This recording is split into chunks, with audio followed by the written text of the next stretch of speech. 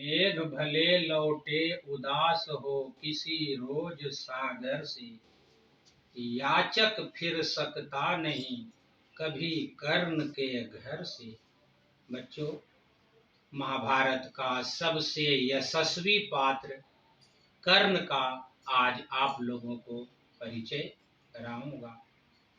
कर्ण कुंती जब कुमारावस्था में थी तब कुंती के गर्भ से कर्ण का जन्म हुआ था। कुंती ने लोक लज्जा के कारण कर्ण को गंगा की धार में बहा दिया था। अधिरथ नामक एक सूत ने उनका पालन पोषण किया था। अर्थात कर्ण अधिरथ के द्वारा पोषित किए गए अनाथ बच्चे थे। कुंती का पुत्र वे थे, परंतु दुनिया को यह पता नहीं था कर्ण सूत वंश में पलता था। अब चलते हैं कौरव और पांडव की ओर। कौरव और पांडव दोनों पहले कृपाचार्य से, बाद में द्रोणाचार्य से अस्त्र शस्त्र और अन्य तरह की विद्याएं सीख चुके थे। जब विद्या का समापन हुआ तो दीक्षांत समारोह हुआ। उस समारोह में सारे नगरवासी, राजवंश के प्रतिष्ठित लोग, वृद्ध नर नारी सब जमा हुए और उस खेल का आयोजन सबों ने देखा। उस रण कौशल में सबसे ज्यादा चर्चा अर्जुन की थी। अर्जुन ने धनुष से बड़े बड़े करतब दिखलाए। यह देख दुर्योधन ईर्ष्या करने लगा। ईर्ष्या तो वह पहले से भी करता था पांडवों से, परंतु आज जब अर्जुन का कौतुक, कमाल, तरह तरह के रण कौशल देखे, धनुष का खेल देखा, तो वह ईर्ष्या से भर गया। ठीक उसी समय धूमकेतु की तरह एक अज्ञात युवक प्रकट हुआ और अर्जुन को चुनौती देते हुए कहा, अर्जुन, तूने जो जो किया उसे मैं भी कर सकता हूँ, चाहे तो कुछ नई कलाएं भी सिखला सकता हूँ। यह सुनकर सभा में तालियां बज गई। लोग उत्सुक हो गए कि अब मुकाबला जोरों का होगा, प्रतिस्पर्धा होगी, प्रतिद्वंदिता चलेगी, द्वंद्व युद्ध होगा। इस बात को सुनकर दुर्योधन ने कर्ण को छाती से लगा लिया और चुनौती देते हुए अर्जुन को ललकारा गया। उसी समय कृपाचार्य ने कहा, युवक शांत हो। अर्जुन पांडु पुत्र हैं, कुरुवंशी हैं। तुम किस कुल के हो? तुम्हारी जाति क्या है? तुम्हारा वंशज क्या है? पहले ये तो बताओ। द्वंद्व युद्ध बराबर वालों से होता है। जिस तिस से हाथापाई में अर्जुन कैसे कूद पड़ेगा? वहां पर कुंती भी थी, परंतु लज्जा के कारण कुंती ने यह स्वीकार नहीं किया कि मैं कह सकूं कि कर्ण मेरा पुत्र है। कर्ण क्षोभ से भर गया। तुरंत तत्पश्चात दुर्योधन वहां पर उपस्थित हुए और कहा, अंग देश का मुकुट मैं कर्ण के मस्तक पर धरता हूं। एक राज मैं इस महावीर के हित अर्पित करता हूं। और उसी समय भीष्म और धृतराष्ट्र के सामने दुर्योधन ने कर्ण को अंग देश का राजा बना दिया। तब तक सूरज अवसान पर था, संध्या हो रही थी। परंतु इतना तो हुआ कि अब रण क्षेत्र से 3 दल हो गए।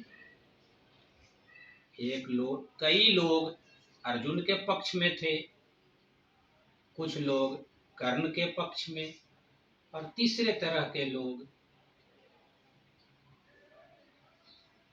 दुर्योधन के पक्ष में।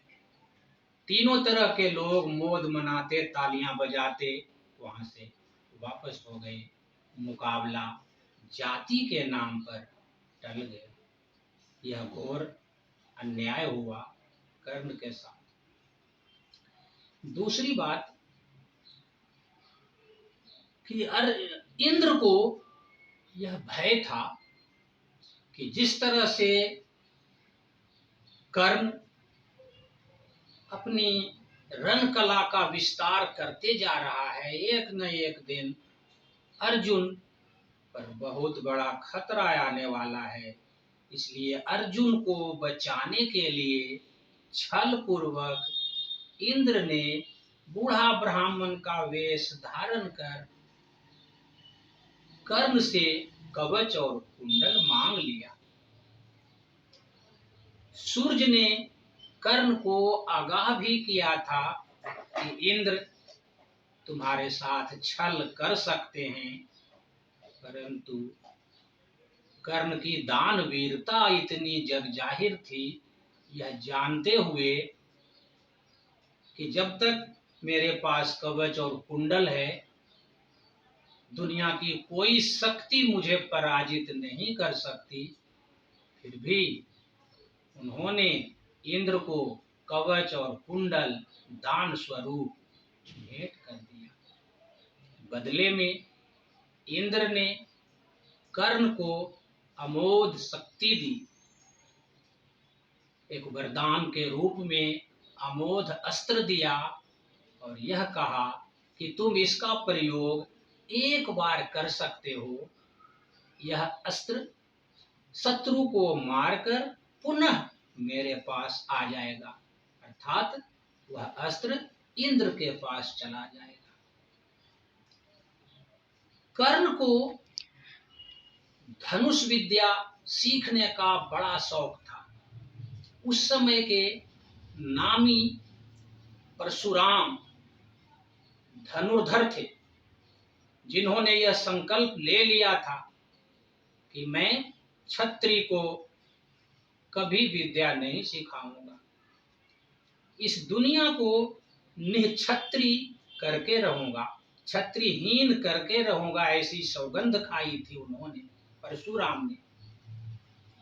इसका फायदा उठाकर कर्ण परशुराम के सामने याचक की भांति उपस्थित होते हैं और अपनी जाति छिपाते हैं। इन्हें भय था कि यदि परशुराम यह जान जाएंगे कि मैं सूत वंश में पला बढ़ा हूं, तो वे कदापि मुझे विद्या का ज्ञान नहीं देंगे। इसलिए कर्ण अपनी जाति ब्राह्मण जाति का नाम लेकर और परशुराम के शिष्य बन गए। परशुराम ने इन्हें बड़े प्यार से सभी तरह की कलाओं में निपुण किया। इन्हें देखकर परशुराम को भी लगने लगा कि अब ब्राह्मण जाति की वीरता कर्ण जुगाएगा। एक समय की बात है,